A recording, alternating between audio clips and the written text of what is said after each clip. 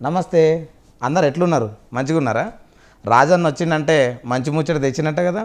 ఇవాళ ఎవరిని తీసుకొచ్చిల్లు అనుకుంటారు? తెలంగాణ డిప్యూటీ స్పీకర్గా ఎన్నికైన మన డోర్నకల్ ఎమ్మెల్యే రామచంద్ర నాయక్ అన్న ఇప్పుడు మనతో ఉన్నాడు. అన్నతోని మొత్తం అసలు ఏంది, ఏం కథ, పదవి ఎట్లొచ్చింది అన్నీ ముచ్చట పెడదాం. అన్న నమస్తే. రామచంద్ర అన్న. రామ్ రాజన్న. ఎట్లున్నారు? మొత్తానికి మీకు 99 టీవీ తరపున శుభాకాంక్షలే. Thank you Rajanna. ఎందుకంటే కాంగ్రెస్ పార్టీ మొదటి నుంచి చాలా అంటే ఒక సామాజిక వర్గానికే కాకుండా ప్రతి ఒక్కరికి న్యాయం చేస్తుంది. ఇప్పుడు మీకు డిప్యూటీ స్పీకర్ అంటే ఇటు విప్ ఉండగానే మళ్ళీ డిప్యూటీ స్పీకర్ అంటే రావడం ఎట్లా అనిపిస్తుంది అన్న? సంతోషంగా ఉంది. ఒక ఎత్తుగా ఆశ్చర్యం కూడా ఉంది. ఎందుకంటే మొదటిసారి నేను చట్టసభలో అడుగు పెట్టడం, మరి మొదటిసారే నేను అడగలేదు, ఎలాంటి మరి ఇన్ఫ్లుయెన్స్ కానీ ఎలాంటివి చేయకుండానే ప్రభుత్వం ఏర్పడ్డ మొదటి వారమే 4 సామాజిక వర్గాలకు ముఖ్యమంత్రి రేవంత్ రెడ్డి గారు మరి స్థానం కల్పించిండు. దాంట్లో నన్ను ఒకరిగా గుర్తించడం ఆ రోజు ఆనందం అనిపించింది. మళ్ళీ ఇప్పుడు సరే గిరిజనులలో ఎవరికో ఒకరికి వస్తుందిలే, నాకు ఎలాగో ఉంది అని నేను సంతృప్తితో ఉన్నా. అది కూడా మళ్ళీ నాకే వివరించడం ఇంకొక ఆశ్చర్యం, సంతోషం. కాదే, డోర్నకల్లో కొంతమంది అనుకుంటారు కొంతలో మిస్ అయింది ఏదో అని అంటారు. అది ఎంతవరకు నిజం? మంత్రి పదవి వచ్చేది డిప్యూటీ స్పీకర్ వరకు అదైందని. అంటే వాస్తవంగా గత తెలంగాణ ఉమ్మడి రాష్ట్ర చరిత్రలో కానీ తెలంగాణ చరిత్రలో డిప్యూటీ స్పీకర్ కానీ స్పీకర్ కానీ దళిత గిరిజన తెగలకు ఇచ్చిన చరిత్ర లేదు. సరే ఒక ఎత్తుకు ఇప్పుడు మన ప్రసాద్ అన్న గారు స్పీకర్ కావడం, అదేవిధంగా ఒక గిరిజన అభ్యర్థిగా నాకు డిప్యూటీ స్పీకర్ రావడం అనేది ఒక చరిత్ర. ఇది భవిష్యత్తులో కూడా చరిత్రలో నిలిచిపోద్దని నేను అనుకుంటున్నా. మంత్రులు అందరూ అవుతారు, మంత్రులు ఎవరైనా అవుతారు, కానీ స్పీకర్ డిప్యూటీ స్పీకర్లు చాలామంది కాలేరు. కాబట్టి ఆ పదవికి ఒక వన్నె తెచ్చే విధంగా తప్పకుండా నేను కూడా దానికోసం ఆలోచిస్తున్నా, కష్టపడి. అంటే రాజ్యాంగంలో కూడా పెద్ద పదవట కదనే ఇది, ప్రోటోకాల్లో కానీ అన్నిట్లో. అవును, కాన్స్టిట్యూషనల్ పొజిషన్ కాబట్టి అన్ని పార్టీల నాయకులను అందరినీ గౌరవిస్తూ మరి అందరి మనోగతాన్ని కూడా గౌరవిస్తూ నేను సభ నిర్వహించే ఒక మహత్తరమైన భాగ్యం నాకు కల్పించింది. కానీ ఇంత పెద్ద కాంగ్రెస్ పార్టీలా అంటే అన్ని సామాజిక వర్గాలను తీసుకురావాలి, ఈ మంత్రివర్గంలో కూర్పు తీసుకురావాలని తీసుకువచ్చి ప్రతి ఒక్కరికి అంటే అన్ని సామాజిక వర్గాలు ముఖ్యంగా, ఎందుకంటే బీసీ సంబంధించినటువంటి ఎస్సీ ఎస్టీ సంబంధించిన ప్రతి ఒక్కరిని అంటే చేసింది. అంటే దీన్ని ఎట్లా చూడవచ్చు అసలు? అంటే ముఖ్యమంత్రి ఇలాంటి నిర్ణయం తీసుకున్న దాంట్లో ఢిల్లీ పెద్దల ఒత్తిడి ఉందంటారా, లేకపోతే ముఖ్యమంత్రి తీసుకోవాలని తీసుకున్నారా? మా ముఖ్యమంత్రి పెద్దలు రేవంత్ రెడ్డి గారు ఈ మధ్యలో ఇంటర్వ్యూలో చెప్పిండు, నేను దళితులకు దళిత బిడ్డని, గిరిజనులకు గిరిజన బిడ్డని, బహుజన బిడ్డని. వారు శ్రమించి కష్టపడి అన్ని సామాజిక వర్గాలు కష్టాలు దగ్గర నుంచి చూసిన వ్యక్తి. అదేవిధంగా మా నాయకుడు భావి భారత ప్రధాని మరి రాహుల్ గాంధీ గారు కూడా భారత్ జోడో యాత్ర, ఒక రాజవంశం లాంటి వంశంలో పుట్టిన మరి రాహుల్ గాంధీ గారు 4000 కిలోమీటర్ల పైన పాదయాత్ర చేసిన సంకల్పం, లక్ష్యం ఏందో మా నాయకుడు రేవంత్ రెడ్డి గారికి తెలుసు, మా అధినాయకత్వానికి మా క్యాబినెట్ మంత్రులందరికీ తెలుసు. అంటే సీఎం ఒక మార్పు, సమాజంలో ఒక మార్పు రావాలి, సమానత్వం రావాలి, అన్ని సామాజిక వర్గాలు ముఖ్యంగా అట్టడుగు వర్గాలు పైకి రావాలనే మా రాహుల్ గాంధీ గారి ఆశయాల్ని తోడుగా మా రేవంత్ రెడ్డి గారు ఆలోచన విధానాలు తోడైనాయి. ముఖ్యమంత్రి రేవంత్ రెడ్డికి దగ్గర దోస్తు ఆట బయట అనుకుంటారు, అంటే అందుకే వచ్చింది, లేకపోతే మొదటిసారి గెలుచుడైంది. ఇంత విప్పించిన తర్వాత ఇప్పుడు ఒక్కొక్కరు కాంగ్రెస్లో పోటీ పడతారు, అలుగుతారు. చూసిల్లు కదా మీరుగా, మాలరెడ్డి రంగారెడ్డి, సుదర్శన్ రెడ్డి, వీళ్ళంతా కూడా ఈ అలగడానికి కారణం ఇంత. అంటే మీకు వాళ్ళందరి రాజకీయం పక్కన పెడదాం, అంటే మీకు ఇట్లా అంటే సీఎం దోస్త్ అనే వచ్చిందంటారా? నేను కాంగ్రెస్ పార్టీకి దోస్త్. ఎందుకంటే కాంగ్రెస్ పార్టీ ఐడియాలజీ తెలిసి ఉన్నోడు, కాంగ్రెస్ పార్టీ ఐడియాలజీ ప్రకారంగా నిబద్ధతతో పనిచేసేవాడు ఏ నాయకునికైనా దగ్గరవుతాడు. కేవలం రేవంత్ రెడ్డి గారు ఒక్కరే కాదు, సేమ్ టైం రేవంత్ రెడ్డి గారు కూడా నిబద్ధతతో పనిచేసే నాయకులను గుర్తించే దాంట్లో ఆయన ఫస్ట్ ఉంటాడు. సో ఐలన్న 10 సంవత్సరాలు కష్టకాలాల్లో పార్టీ లేనప్పుడు కష్టపడ్డాడు. అడ్లూరి లక్ష్మణ్ గారు పార్టీ కష్టకాలాల్లో పార్టీతో ఉన్నాడు. రామచంద్ర నాయక్ కూడా కష్టకాలంలో కాంగ్రెస్ పార్టీతో ఉండడమే గుర్తింపు. రెండవది కాంగ్రెస్ పార్టీ ఐడియాలజీ అలకలు గిలకలు నడవు, గీతా సారాంశాన్ని ఫాలో అవుతూ చేయాల్సిన పనిని చేసుకుంటూ పోతే ఏదో రోజు ఏదో విధంగా గుర్తింపు ఉంటుంది అనేది కాంగ్రెస్ పార్టీ సారాంశం కూడా అదే. పని చేసుకుంటూ పోవాలి, కష్టపడుకుంటూ పోవాలి, ప్రజలతో మమేకమై ఉండాలి. ప్రజల్లో మమేకమైన ఏ నాయకుడిని పార్టీ వదులుకోదు. కాబట్టి నేను కాంగ్రెస్ పార్టీ ఐడియాలజీకి నేను దోస్తుని. అదేవిధంగా రేవంత్ రెడ్డి గారు, ఉత్తమ్ కుమార్ రెడ్డి గారు, పొంగులేటి గారు, భట్టి గారు, ఈ నలుగురు నాయకులు కూడా నన్ను ఇష్టపడతారు. ఇప్పుడు 18 నెలలు విప్పుగా చేసిల్లన్న ఎట్లా అనిపించింది? అంటే దానికి సంబంధించి ఇప్పుడు కొత్త పదవి తీసుకునే ముందు పాత పదవికి సంబంధించి అంటే ప్రభుత్వంలో అంటే ఇప్పుడు ఇచ్చిన సంక్షేమ పథకాలు కావచ్చు, మీరు ఇచ్చిన హామీలు కావచ్చు, ప్రజలకు ఎంతవరకు చేరినాయి అనుకుంటారు? వాస్తవంగా ఇంత తక్కువ సమయంలో మేము కూడా ఇచ్చే పరిస్థితి లేదు. అయినా ప్రభుత్వ యంత్రాంగం మొత్తం ముఖ్యమంత్రితో సహా అహర్నిశలు ప్రతి నిమిషం ప్రజా సంక్షేమం కోసం ఆలోచించి మరి వాళ్ళు కొంత ఆర్థిక వెసులుబాటు లేకపోయినా మరి దాన్ని ప్రజలకు ఇచ్చిన మాట తప్పొద్దని చెప్పేసి దుబారా ఖర్చులు కానీ అవినీతి కానీ అన్నీ తగ్గించి ఈరోజు ప్రజలకు ఫలాలు అందించే దాంట్లో ప్రభుత్వం నిజంగా సక్సెస్ అయింది. నిజంగా ఈరోజు కేసీఆర్ ప్రభుత్వమే ఉండుంటే ఒక్కసారి ఆలోచించుకోండి. కేసీఆర్ ప్రభుత్వమే మూడోసారి వచ్చి ఉంటే హైదరాబాద్ ఆస్తులు మొత్తం తాకట్టు పెట్టో లేకపోతే కొల్లగొట్టో అమ్మో ప్రభుత్వం నడిపించేటోడు. మీరు ప్రభుత్వం ఇంకో 6 నెలలు అయిపోతుండగానే ఓఆర్ఆర్ అమ్మేసిండు, లిక్కర్ టెండర్లు అమ్మేసిండు. ఇక గెలిచి ఉంటే ఇక ఇంకేమో ఒకసారి చూడండి. లాస్ట్కు మన మనసులో కిడ్నీలు కూడా అమ్ము. శ్రీలంక లాగా అయ్యే పరిస్థితి ఉంది. ప్రగతి భవన్లో కేసీఆర్ బెడ్రూమ్లో మన జనాలు పోయి మరి దౌర్జన్యంగా మరి ఒక తిరుగుబాటుకు దారితీసేది. సో అలాంటి పరిస్థితి నుండి ఈరోజు వారు చేసిన గాయాలని మానుస్తూ, వారు చేసిన ఆర్థిక దోపిడీని కూడా సరిచేస్తూ ప్రజలకు ఫలాలు అందిస్తున్నామంటే అది మా నాయకుడు రేవంత్ రెడ్డి గారి గొప్పతనం. రామచంద్ర అన్న, మరి కేటీఆర్ ఎప్పటికీ ప్రభుత్వం మీద ఎప్పటికీ అంటూనే ఉంటాడు. ఇంత అంటే ప్రజలకు ఇచ్చినటువంటి ఏ హామీలు నెరవేర్చకుండా మేము పాలించినాం 10 ఏళ్ళల్లో మా గురించి మాట్లాడడం తప్ప కాంగ్రెస్ ఏం చేసిందో చెప్పు. అది తనకున్న అహం, గర్వం. వాస్తవంగా దోపిడీ చేసిన వాళ్ళు వారి కుటుంబ సభ్యులే. దాంట్లో ఆ పార్టీలో కూడా మూడో వ్యక్తి ఎవరు? ఒక ఈటల రాజేందర్ కొంచెం బయటకు వస్తుంటే నొక్కేసారు. సో అహం అనేది పెరిగినప్పుడు ఆ కంటికి ఏది కనబడదు, ఆ చెవులకు ఏది వినబడదు. వారు మసిపూసి మారేడుకాయలు చేసుకుంటూ 10 సంవత్సరాలు పథకాల పేర్లు చెప్పారు తప్ప పథకాలు ఇక్కడ అందించలే. కానీ ఈరోజు తెలంగాణ సామాజికం, అన్ని సామాజిక వర్గాలు, అన్ని రంగాల్లో అన్ని విధాలుగా ఉద్యోగస్తులకు మొదటి రోజు జీతం ఇస్తున్నామండి. వాళ్ళు 20 తారీఖు దాకా ఇవ్వకపోయేది.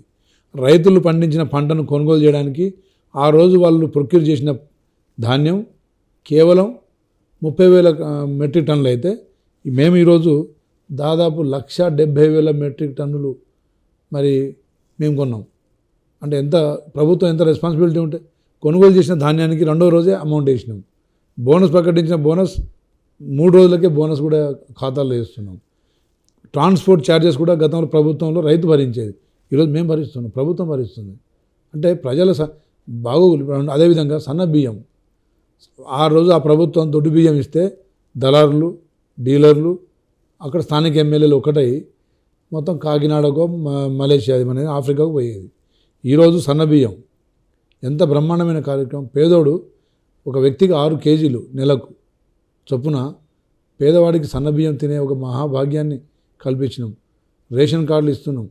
అదేవిధంగా గ్యాస్ 500 సిలిండర్ ఇస్తున్నాం. పేదోడి ఇంటికి 200 కరెంటు ఫ్రీ ఇస్తున్నాం. ఆర్టీసీ బస్సులో మహిళలకు ఉచిత ప్రయాణం కల్పిస్తున్నాం. డ్వాక్రా గ్రూప్ మహిళలకు వాళ్ళు 10 సంవత్సరాలు విస్మరిస్తే ఈరోజు మహిళలనే మహారాణులుగా చేసే కార్యక్రమాలు, వడ్డీ లేని రుణాలు దాదాపు 1,00,000 కోట్లు. మరి ఒక సంవత్సరం బడ్జెట్ సరిపడ అమౌంట్ కేవలం మహిళలకు ఇస్తున్నాం. ఎందుకంటే వారు బాధ్యతగా నిర్వర్తిస్తారు, బాధ్యతగా వాళ్ళ కుటుంబాన్ని అభివృద్ధి పదాన్ని నడిపిస్తారని చెప్పేసి. విద్యార్థులకు మరి 40% మెస్ ఛార్జ్ పెంచినాం, 200% కాస్మెటిక్ ఛార్జెస్ పెంచినాం. మెరుగైన భోజనం తినాలి, పౌష్టికాహారం తిని వాళ్ళు మెరుగైన సమాజాన్ని సృష్టించాలని చెప్పేసి విద్యార్థులకు 60,000 ఉద్యోగాలు ఇచ్చినాం. ఇవన్నీ చేసి ఉంటే కేసీఆర్ ప్రభుత్వం పడేదా? మరి ఇన్ని గొప్ప కార్యక్రమాలు మా నాయకుడు చేస్తుంటే వాళ్ళు నిద్ర పట్టట్లే, లోపల ఇక వాళ్ళ ఉనికి పోతుంది అని చెప్పేసి వాళ్ళు జైలు పాలు కాకుండా ఉండడం కోసం మేకపోతు గాంభీర్యాలు చూపిస్తున్నారు అంతే. అవును, ఇలా కేసీఆర్ కూడా కాళేశ్వరం మీద హాజరు కాబోతున్నాడు. దాని మీద మీరు ఇవన్నీ దొంగ నాటకాలండి. ఇప్పుడు ఆయన గత 15-20 రోజుల క్రితమే కమిషన్ ముందు హాజరు కావాలి. కానీ ముందు హరీష్ రావుని పంపించిండు, ఈటలను పంపించిండు. వాళ్ళ స్థితిగతులు, వాళ్ళ ఆలోచన విధానాలు ఏముందో కొంత స్టడీ చేసిన తర్వాత వీరిచ్చిన ఫీడ్బ్యాక్ని తీసుకొని ఇలా పోతాడు. కేసీఆర్ అనే వ్యక్తి దొంగల్ని ఇంట్లో వచ్చిన బంధువులతో కొట్టించే రకం. ఆయన కొట్టాడు ఎప్పుడు. ఉద్యమంలోనేమో విద్యార్థులతో కొట్టించిండు, ఉద్యోగ నాయకులతోని ఉద్యమం నడిపించినట్టు అంటే వారితో చేసిన తప్ప ఈయన చేయలే. నిజం, వాస్తవం. ఆయన ఎక్కడ ఉద్యమంలో డైరెక్ట్ ఎక్కడన్నా దీక్షలో కానీ ధర్నాలో కానీ ఎక్కడైనా పార్టిసిపేట్ అయింది మీరు చూపిస్తారా? సముద్ర సాగర తీరంలో మానవహారం ఉద్యోగ సంఘాలు, విద్యార్థి సంఘాలు నడిపించినాయి. ఈయన ఢిల్లీలో పోయి తెలంగాణ భవన్లో కూర్చొని టీవీ ముందు కూర్చొని పెగ్ చేసుకుంటూ కూర్చున్నాడు. ఏ రోజైనా ఆయన దీక్ష కూడా దొంగ దీక్ష. మీరు మా ఇన్నయ్య గారిని అడిగితే చెప్తారు, లేకపోతే మా గోనె ప్రకాష్ రెడ్డి గారిని అడిగితే చెప్తారు. దొంగ దీక్ష ఆయనతో పనిచేసిన వారితో పనిచేసిన వాళ్ళే కదా వారు. వి ప్రకాష్ గారిని అడిగినా చెప్తారు. వారితో ఎవరు పనిచేసినా వాస్తవాలు బయట. రవీంద్ర నాయక్ గారు ఇంకా బాగా చెప్తారు. సో కేసీఆర్ గారు దొంగల్ని బంధువులతో కొట్టిస్తాడు. దెబ్బ తగిలితే బంధువు తగలాలి, లేకపోతే దొంగ తగలాలి, తప్ప ఆయన తగలొద్దు. సో ఈరోజు కూడా ఆయన హరీష్ రావును, ఈటెల రాజేందర్ని ముందు పంపించి ఇప్పుడు ఆయన అన్నీ ప్రిపేర్ చేసుకొని ఎట్లా అబద్ధం ఆడవచ్చు, ఏ విధంగా దాన్ని దారి మళ్ళీయవచ్చు. డైవర్షన్ పాలిటిక్స్లో కేసీఆర్ స్ట్రాటజిస్ట్. మరి అంటే ఇప్పుడు ఆయన అసెంబ్లీ కమిషన్ పోవడానికి తెలంగాణ భవన్లో తెలంగాణ తల్లికి దండేసినట్టు, అక్కడి నుంచి అంబేద్కర్ గారికి ట్యాంక్ బండ్ దగ్గర దండేసినట్టు, అక్కడి నుంచి కమిషన్ ఈయన చేసిందే దొంగ పని. మళ్ళీ ఇవన్నీ నాటకాలు, డ్రామాలు ప్రజల్ని దారి తప్పించడం కోసమో, మభ్యపెట్టడం కోసమో, లేకపోతే మాయ చేసుకోవడం నాటకాలు తప్ప, డ్రామాలు తప్ప. కమిషన్ అటెండ్ కావడానికి చక్కగా పోయి అటెండ్ కావాలి కదా. సో ప్రజల్లో ఓ చర్చ జరగాలి. కేసీఆర్ అంటోడు ప్రజల మైండ్లో ఏదో విధంగా నెగిటివ్ పాజిటివ్ కానీ ఏదో చర్చలో ఉండాలని అనుకుంటాడు తప్ప ప్రజలకు ఆయన చేసింది శూన్యం. ప్రజలు కోరుకున్న సామాజిక తెలంగాణ రాలే. ఏ సామాజిక వర్గాన్ని న్యాయం చేయలే. తెలంగాణ ఉద్యమకారుల దగ్గర నుంచి మొదలుపెట్టి విద్యార్థుల వరకు కూడా మోసం చేసిన నాయకుడు ఎవరైనా ఉందంటే చరిత్రలో కేసీఆర్ కుటుంబం. ఇప్పుడు మా శాసనసభల వాళ్ళకు టైం ఇస్తావా? ఇప్పుడే అంత చెప్తాను, ఎందుకంటే నువ్వు ఇప్పుడు స్పీకర్ లేకుండా మీరే నాయకు చూసుకునేది కూడా. అంటే మీరు అడిగిరు, వాస్తవాలు అడిగిరు, నేను వాస్తవాలు చెప్తున్నా. ప్రభుత్వం చాలా చేస్తుంది. కాంగ్రెస్ ప్రభుత్వం గత 75 సంవత్సరాల చరిత్రలో ఈరోజు దేశంలోనే, మన భారతదేశంలోనే మన రాష్ట్రం అభివృద్ధి పదంలో ఉందంటే కాంగ్రెస్ ప్రభుత్వం ఇక్కడ ఎక్కువ రోజులు ఉంది కాబట్టి. అదేవిధంగా ప్రపంచ దేశాలతో పోటీ పడే విధంగా చేసింది కూడా కాంగ్రెస్ ప్రభుత్వం, కాంగ్రెస్ పార్టీ నాయకులు. ఆ రోజు జవహర్లాల్ నెహ్రూ గారు భారీ నీటిపారుదల ప్రాజెక్టులు, అస్తవ్యస్తంగా ఉన్న స్వతంత్ర భారతదేశాన్ని మొత్తం ఏకం చేసిండు. భిన్నత్వంలో ఏకత్వం అని చెప్పేసి, సర్వమతాలు ఒకటే, అన్ని కులాలు ఒకటే, మనం భాయి అని చెప్పేసి అందరినీ ఏకం చేసిన ఘనత మహాత్మా గాంధీ గారిది, తర్వాత జవహర్లాల్ నెహ్రూ గారిది, లాల్ బహదూర్ శాస్త్రి గారిది. భారీ నీటిపారుదల ప్రాజెక్టులు, పరిశ్రమలు, విద్యా సంస్థలు, ఐటీఐలు, ఆర్ఈసీలు, మరి ఐఐటీలు, అలాంటి మెడికల్ కాలేజీలు ఇవన్నీ స్థాపించి పరిశ్రమలు బిహెచ్ఎల్, బీడీఎల్, డిఆర్డిఎల్, ఈసీఏఎల్, ఇంకా బీడీఎల్, ఏదైనా సంస్థలు పెట్టిందంటే కాంగ్రెస్ ప్రభుత్వం. ఈ 10 సంవత్సరాలు అలాంటి ఏమైనా పరిశ్రమలు కానీ, భారీ నీటిపారుదల ప్రాజెక్టులు కానీ, లేదంటే ఉపాధి ఉద్యోగాలు కానీ, విద్యా వ్యవస్థలు కానీ, విద్యా సంస్థలు కానీ ఆ రోజు వారు ఆలోచన చేసి ఉండకపోతే ఈరోజు మన ఆఫ్రికా లాగా అయ్యే పరిస్థితి ఉండేది. కాబట్టి వారి ఆలోచన విధానాలు, తర్వాత ఇందిరాగాంధీ గారు కూడా పేదరికాన్ని నిర్మూలించాలని గరీబీ హటావ్, కూడు గుడ్డ గూడు నినాదంతో పేదోళ్ళ గురించి ఆలోచించారు. తర్వాత రాజీవ్ గాంధీ గారు సాంకేతికతను, ఈరోజు మనం వాడే ఈ ఫోన్లు కానీ కంప్యూటర్లు కానీ రాజీవ్ గాంధీ గారు తెచ్చారు. అందుకే ఈరోజు మనం ఈరోజు ఐటీ రంగంలో మనం మరి ప్రపంచంలో ఒక గుర్తింపు తెచ్చుకున్నాం. తర్వాత మన మన్మోహన్ సింగ్ గారు, పివి నరసింహరావు గారు ఆర్థిక సంస్కరణలు తేవడం వల్ల కరోనా లాంటి ఒక భయానక వ్యాధులు వచ్చినా, దేశమంతటా లాక్డౌన్ చేసినా ఆర్థిక వ్యవస్థ ఎక్కడ ఎఫెక్ట్ కాకుండా ప్రపంచంలోనే 4వ బలమైన ఆర్థిక వ్యవస్థ ఈరోజు నిలబడ్డదంటే అది మా మన్మోహన్ సింగ్ గారు, మా పివి నరసింహరావు గారు చేసిన సంస్కరణలు. రామచంద్ర అన్న, ఇప్పుడు ఏంటంటే ముఖ్యంగా ఈ డిప్యూటీ స్పీకర్ అనే పదవి అన్ని పార్టీలను కలుపుకపోయి అంటే వారితో మమేకంగా ఉండాలి, అంటే మొత్తం కుషిగా ఉండాలి అనేటట్టు ఉంటుంది. మీరు ఆ రీతిగా అంటే దానికి ఎలా చేయబోతారు? తప్పకుండా ఇంతకుముందు చేసిన స్పీకర్ల అనుభవాన్ని తీసుకుంటాం. అదేవిధంగా నేను కూడా కొంత నేర్చుకోవాల్సిన అవసరం ఉంది. సేమ్ టైం నేను ఒక పార్టీ ప్రభుత్వానికి సంబంధించిన వాడినైనా అన్ని పార్టీల మనోగతాన్ని గౌరవించే విధంగానే నా మరి ప్రవర్తన కానీ నా ఆలోచన విధానం కానీ అక్కడ ఉంటుందని చెప్పి భావిస్తున్నా. తప్పకుండా అదే పద్ధతిలో ముందు నడుస్తా. కొన్ని అంటే ఈ మధ్యలో కాంగ్రెస్ ఎమ్మెల్యేల కొన్ని బయటకు వస్తున్నాయి. ఆ మందల సామెల ఒక వీడియో అది వచ్చింది. దాన్ని ఎట్లా చూడవచ్చు అన్న? ఏంటంటే కమిషన్లు అడుగుతుంది, ఇది ప్రతిపక్షాలు కూడా విమర్శిస్తున్నాయి. అది వైన్ షాపుల కాడ ఎంత డబ్బులు అడగడం ఏంటి అని వీడియో ఆడియో బయటికి రావడం, దాన్ని ఎట్లా చూడవచ్చు అన్న? ప్రభుత్వం ఎట్లా సమర్థిస్తుంది? అంటే వాస్తవంగా టీఆర్ఎస్ ప్రభుత్వంలో కేసీఆర్ ఒక మొనోపలి. టీఆర్ఎస్ ప్రభుత్వంలో కేసీఆర్కు ఏది తెలిసినా బాగుండదని ఒక భయాన్ని, ఒక భయానకమైన పరిస్థితుల్ని మన రాజయ్య గారిని, తాటికొండ రాజయ్య గారిని బలి చేసిన తర్వాత, బల్బరీకుని చేసిన తర్వాత మిగతా రాజకీయ నాయకులు కానీ అధికార యంత్రాంగం కానీ కొంచెం అలర్ట్ అయ్యి భయంతో పనిచేసారు. సో అక్కడ ఏంటంటే కేసీఆర్ కుటుంబం చెప్పిన పనులు మాత్రమే పనులు జరిగేవి. కాంగ్రెస్ పార్టీ ఏంటంటే చాలా డెమోక్రటిక్ పార్టీ.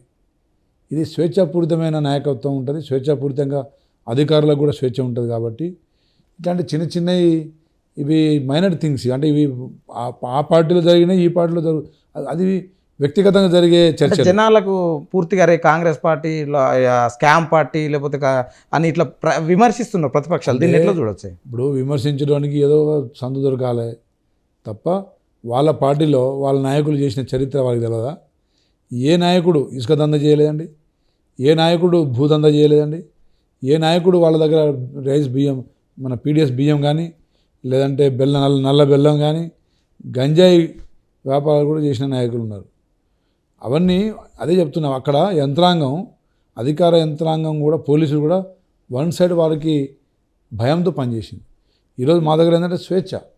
ఈరోజు మా ప్రభుత్వం వచ్చినాక అవినీతి తగ్గించడం కోసం అవినీతి శాఖ దాదాపు 100 మందిని మరి యాక్షన్ తీసుకుంది పట్టుకొని.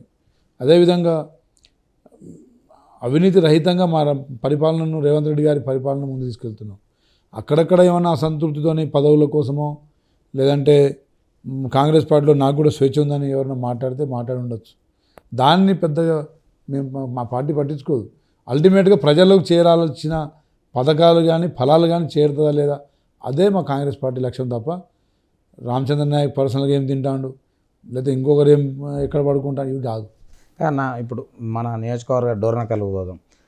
డోర్నకల్లో కూడా ఇసుక అంటే ఆకేరు వాగులు ఎక్కువ, పీడిఎస్ బియ్యం అయితే గతంలో చాలాసార్లు, ఎందుకంటే మనకు పక్కనే మాకు తెలుసు కదండి అదంతా, జిల్లా దాటిపోతే ఇక సరిపోతుంది అనే జిల్లా కేంద్రాల్లో బాగా దందా జరిగేది. ఇప్పుడు తమరు అక్కడికి వచ్చి ఇప్పుడు ఎన్నికలు ఎందుకంటే రెడ్డి నాయకు అక్కడ మీ ప్రతిపక్ష నాయకుడు 6 సార్లు ఎమ్మెల్యేగా గెలిచి అతన్ని మీరు ఒడగొట్టి మీరు గెలవడం అంటే నియోజకవర్గంలో పరిస్థితులు మీకు పూర్తి స్థాయిలో అవగాహన రావడం ఇప్పుడు ఎట్లుందంటే? నేను ప్రజలకు మాట ఇచ్చిన మేరకు ఇసుక, రైస్ అంటే దడు బియ్యం, అదేవిధంగా నల్ల బెల్లం, ఈ 3 మీద నేను ఎస్పీ గారికి, కలెక్టర్ గారికి పూర్తిగా మరి స్వేచ్ఛగా వారి మీద యాక్షన్ తీసుకోవాలని చెప్పడం జరిగింది, అరికట్టాలని చెప్పిన. ఇసుక మా నియోజకవర్గం ఉంది, మా పేదవాళ్ళకే, ఇందిరమ్మ ఇల్లు కట్టుకునే వారికే ఉండాలి, బయటికి వెళ్ళొద్దు. అదేవిధంగా నల్ల బెల్లం అటు ఆంధ్ర నుంచి, చిత్తూరు నుంచి చాలామంది గతంలో నాయకులే తెప్పించుకొని లోడ్లలో పోలీసుల సహకారంతో తెచ్చుకొని అమ్ముకునేవాళ్ళు. అలాంటిది మొత్తం కంట్రోల్ చేసేసినాం. దొడ్డు బియ్యం లేకుంటేనే మా ప్రభుత్వం సన్న బియ్యం ఇస్తున్నాం. కాబట్టి సన్న బియ్యాన్ని ఏ నిరుపేద కుటుంబం ఫ్రీగా ఎవరికి వేరే వాళ్ళకి ఇవ్వదు. కాబట్టి ఈ 3 దాదాపుగా డోర్నకల్లో కంట్రోల్. గిరిజన ప్రాంతం ఎక్కువగా ఉన్న అంటే తండాలు, గిరిజనులు ఎక్కువ ఉన్న ప్రాంతం కూడా డోర్నకల్, ఎందుకంటే ఎక్కువ తండాలు ఉంటాయి.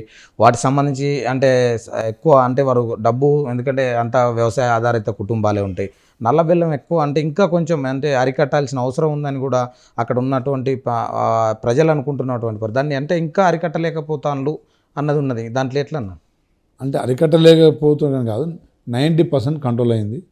ఒక 10% తినడానికి ఇంకా మార్కెట్లో కొంత అమ్మకాలు జరుగుతున్నాయి కాబట్టి కొనుగోలు చేసే వాళ్ళు కూడా ఉన్నారు. సో ఆ మైక్రో లెవెల్లో కూడా పని చేయాలని చెప్పి నేను అధికారులు సూచనలు ఇస్తూనే ఉన్నా. తప్పకుండా అది కూడా పూర్తిగా కంట్రోల్ అవుతుంది. అందులో ఎప్పుడైతే ఎడ్యుకేషన్, విద్యా వ్యవస్థను, అదేవిధంగా ఆరోగ్య వ్యవస్థను మనం మెరుగుపరుస్తామో ఆటోమేటిక్గా మిగతా వాళ్ళే బంద్ చేసుకుంటారండి. నేను ఒకటి సూటిగా అడుగుతానన్నా, డోర్నకల్లుకు గెలిచిన తర్వాత నేను ఇది చేసిన అన్న దాంట్లో మొదటిది మీరు చేసింది ఏంటిది? మొట్టమొదటగా ఈ అవినీతిని కంట్రోల్ చేస్తూ, ఈ అవినీతితో పాటు అక్రమాలు కంట్రోల్ చేస్తూనే నియోజకవర్గానికి ఒక ఇంటిగ్రేటెడ్ పాఠశాల తెచ్చాను. అదేవిధంగా అడ్వాన్స్ టెక్నాలజీ కాలేజ్ డోర్నకల్ మండలంలో శాంక్షన్ కాబోతూ ఉంది. మరిపడలో 26 కోట్లతోని 100 పడకల ఆసుపత్రి, సిరోల్ మండల కేంద్రంలో, నర్సులపేట మండల కేంద్రంలో ప్రైమరీ హెల్త్ సెంటర్ నేను ఇప్పటివరకు నేను సాధించుకున్నా. ఇంకా మరిపడకు ఒక మున్సిపల్ కోర్టు రావాల్సి అది ఉంది. కూడా ఏదో విన్నాం, మన కొరవి వీరభద్ర స్వామికి ఏదో సీఎం దగ్గర నుంచి నిధులు తెచ్చి ఏదో అభివృద్ధి చేస్తాను. పురవి వీరభద్ర స్వామికిను మన కందికొండ జాతర ఒక టూరిజం ప్లేస్గా మార్చాలనే ప్రతిపాదనలు ప్రభుత్వానికి నేను ఇవ్వడం జరిగింది. అవి పరిశీలనలో ఉన్నాయి. అధికారులు ఒక విజిట్ ఆల్రెడీ చేయడం జరిగింది. త్వరలో అది కూడా ఒక ప్రణాళిక రూపొందించి దానికి కూడా నిధులు కేటాయించే రోజులు దగ్గరలో ఉన్నాయి. అంటే పల్లెలకు, అంటే ఇప్పుడు ప్రతి రోడ్డు, అంటే దాదాపు ఇప్పుడు తండాలకు ఎక్కువగా అటు కొన్ని రోడ్లు లేని గ్రామాలు ఇంకా ఉన్నాయి. వాటిని అంటే ఇప్పుడు మీరు అంటే నేను వారికి ఎన్నికల్లోనే మీరు హామీ ఇచ్చిళ్ళు కొన్ని ఊర్లకు అనుసంధానం, అంటే వాగులు వచ్చినప్పుడు వాటికి దాటలేని పరిస్థితి, అట్లాంటి గ్రామాలకు అంటే నిధులు ఏమైనా తీసుకొచ్చే అవకాశం ఉందా? ఇంకా ఇప్పటికే పనులు ప్రారంభమైన? ఇప్పుడు నేను చెప్పిన ఇన్స్టిట్యూట్స్, హాస్పిటల్స్ కాకుండా 200 కోట్లతోని ఈజీఎస్, పంచాయతీరాజ్, ఐటీడీఏ, ఆర్ఎండ్బి నేను అభివృద్ధి, అంటే రోడ్లు అన్నారు కదా, గ్రామాలకు, తండాలకు, మారుమూల పల్లెలకు రోడ్లు వ్యవస్థను, అదేవిధంగా ఇంటర్నల్ సీసీ రోడ్లకు తేవడం జరిగింది. ఆల్రెడీ అన్ని ఆన్గోయింగ్, అంటే పనులు దాదాపుగా 60% పనులు పూర్తయినాయి. ఇంకో 40% పనులు నడుస్తున్నాయి. ఇప్పుడు కొద్ది రోజులలో స్థానిక సంస్థల సర్పంచ్ ఎన్నికలు పెడతారట కదనే, మరి అలా ఏంది పరిస్థితి? కాంగ్రెస్ పార్టీ ఎట్లా సీట్లు గెలుతుందా ఏంది? ఇప్పుడున్న పార్టీ ఏమో కొంచెం ఇబ్బందులు ఉన్నాయని అనుకుంటారు బయట, అది నిజమేనా? గ్రామాల్లో క్షేత్రస్థాయిలో తిరిగే ఏ నాయకునికైనా ప్రజలు పట్టం కడతారు, బ్రహ్మరథం పడతారు. సో కాంగ్రెస్ అధిష్టానం సూచనల మేరకు మా నాయకులంతా గత అసెంబ్లీ అయిపోయిన తర్వాత 2.5 నెలలు గ్రామాలే, రేషన్ షాపులో కావచ్చు, లేకపోతే ప్యాడీ ప్రొక్యూర్మెంట్స్ కావచ్చు, వివిధ అభివృద్ధి కార్యక్రమాలు కావచ్చు, అంతా ఎమ్మెల్యేలు అంతా గ్రామాల్లో ఉన్నాం. ఎక్కడ ఈ అన్ని గ్రామాల్లో ప్రజలు సంతృప్తిగా ఉన్నారు. ఫలాలు ఇప్పుడిప్పుడే అందిపుచ్చుకుంటున్నారు. కాబట్టి దాన్ని మళ్ళీ ఎట్లా దారి మళ్ళీ ఇవ్వాలని చెప్పేసి ప్రతిపక్షాలు ఈ ఫామ్ హౌస్లో కూర్చొని విమర్శలు తప్ప, వాళ్ళ టీఆర్ఎస్ నాయకులు అయితే కింద ఎవరు లేరు. ఇంతవరకు కిందకి తిరుగుతున్నట్టు కూడా ఎక్కడ కనబడట్లే. కేవలం పెళ్ళిళ్ళు, ఏదో సావులకు అటెండ్ అవుతారు తప్ప ఎక్కడ వాళ్ళు మరి అభివృద్ధి గురించి ప్రశ్నించిన పరిస్థితి ఇక్కడ లేదు. అభివృద్ధి చేస్తున్నాం కాబట్టి, మా ఫలాలు ప్రజల్లో పోతున్నాయి కాబట్టి వాళ్ళు పైనుంచి విమర్శిస్తే నమ్మే పరిస్థితి కూడా ప్రజలు లేరు. తప్పకుండా రేపు దాదాపు 12,000 మరి గ్రామ పంచాయతీలు, దాంట్లో మాకు 90% మేమే గెలుస్తాం. అంటే ఎందుకు ఈ క్వశ్చన్ అడిగినంటన్నా, ఇప్పుడు మొన్నదానిగా మంత్రి పదవి రానోళ్ళు ఎవరైనా ఆశపడ్డోళ్ళు ఉంటారు, దానికి పదవి రానోళ్ళు చాలా అంటే కొంచెం బాధలో ఉంటారు. కాబట్టి ఎందుకంటే వాళ్ళు బహిరంగంగా ఎప్పుడు కూడా గతంలో కూడా మనం చూసి ఉన్నాం, ఏంది ఒక వారం పాటు అలుగుతారు. కానీ ఇప్పుడు అట్లా కాదు కదా, డైరెక్ట్ మేము రాము అని మన రాష్ట్ర ఇన్ఛార్జ్ నటరాజన్కి చెప్పడం, ఇప్పుడు మాల్రెడ్డి రంగారెడ్డి కానీ లేకపోతే సుదర్శన్ రెడ్డి ఇట్లా కొంచెం అల్టిమేటం జారీ చేస్తే అంటే పార్టీకి ఏమన్నా ఇప్పుడు కలుగుతుంది కదా. ఇప్పుడు ఒకటండి, ఈరోజు ఈ ఇంత స్వేచ్ఛ ఇస్తున్నాం కాబట్టి అలుగుతున్నారు. సరే, మా కుటుంబ సభ్యులు మా కుటుంబంతో అలగొచ్చు, దానికి నేను తప్పట్టేది లేదు. కాకపోతే నేను పెద్దలైన వారందరికీ నేను చెప్పాల్సి ఉన్నది ఏంటంటే, కాంగ్రెస్ ఐడియాలజీతో మీరంతా ఈరోజు ఈ స్థాయికి వచ్చినాం. వారు కానీ మేము కానీ కాంగ్రెస్ పార్టీ బలం తప్ప మన సొంత బలం అనేది కొంత ఉండొచ్చు, కానీ పూర్తి కాదు. సో భవిష్యత్తులో 10 సంవత్సరాలు మన ప్రభుత్వం ఉంటుంది. ఇప్పుడు అన్ని సామాజిక వర్గాలని బ్యాలెన్స్ చేయాల్సిన అవసరం ఉంది. అన్ని జిల్లాల వారీగా అందరినీ సంతృప్తి పరచాల్సిన అవసరం పార్టీ ప్రభుత్వం మీద 2 ఉంటాయి. సో ఇప్పటికే రేవంత్ రెడ్డి గారు చాలా కసరత్తు చేసి అన్ని సామాజిక వర్గాలని, రాహుల్ గాంధీ గారి ఆలోచన విధానాల మేరకు మళ్ళీ వారు తన సొంత ఐడియాతో ముందుకు పోవట్లే. రాహుల్ గాంధీ గారి మా నాయకుడి ఆలోచనల మేరకు దళిత, మాల సామాజిక వర్గానికి న్యాయం చేసిరు.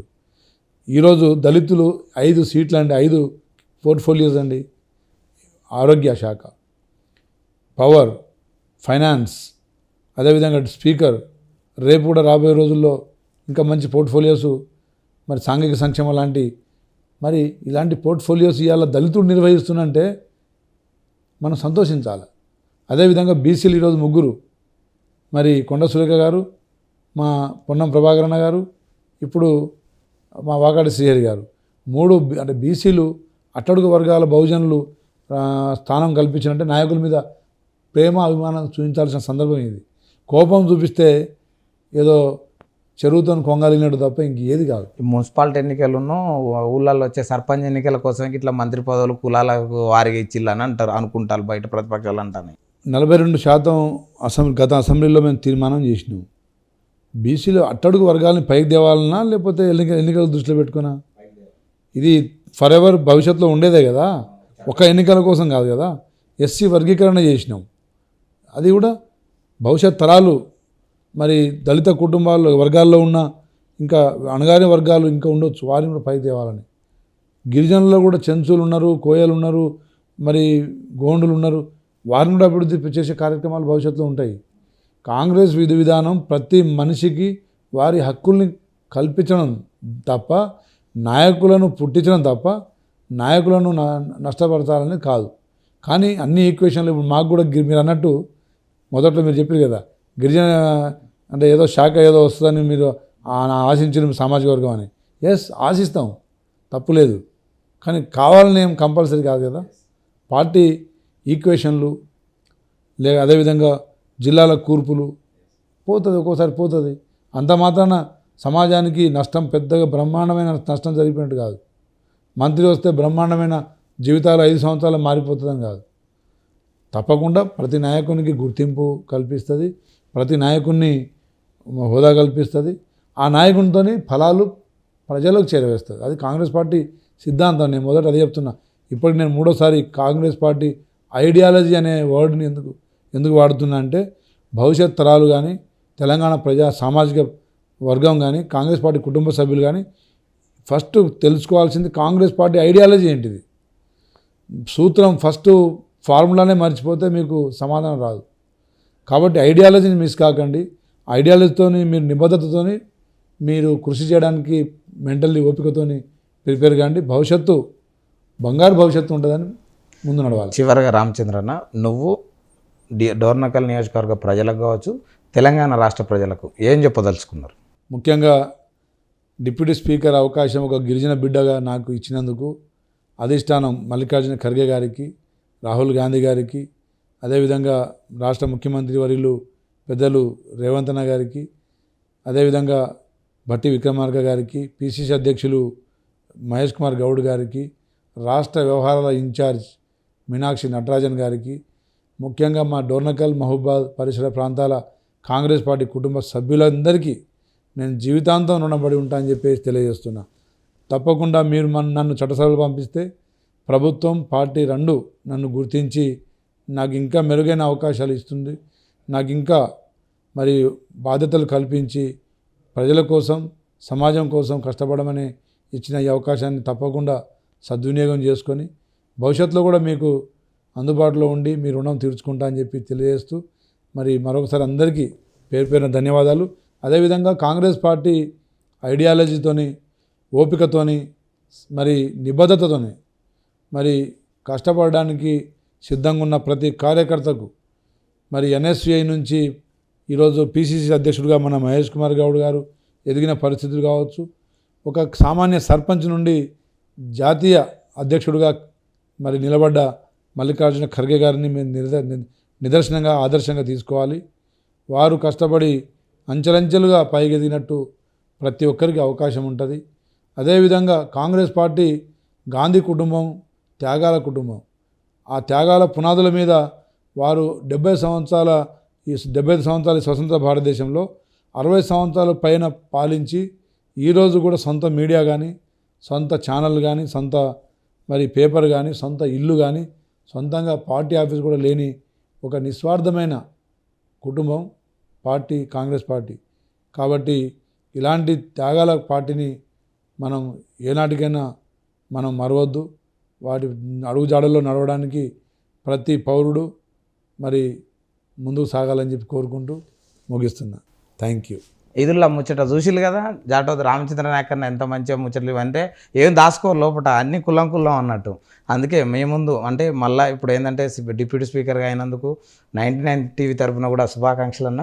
ఎందుకంటే మళ్ళీ ఇట్లాంటి మళ్ళీ మీరు ఎన్నో ప్రజలకు సేవలు చేయాలని కూడా కాంగ్రెస్ పార్టీ అంటే ఒక ఐడియాలజీతోని ముందుకు పోతుంది, ప్రతి ఒక్కరికి అవకాశాలు ఇస్తుంది, అందరినీ కాపాడుకుంటుంది అని కూడా అన్న చెప్తున్నటువంటి ముచ్చట.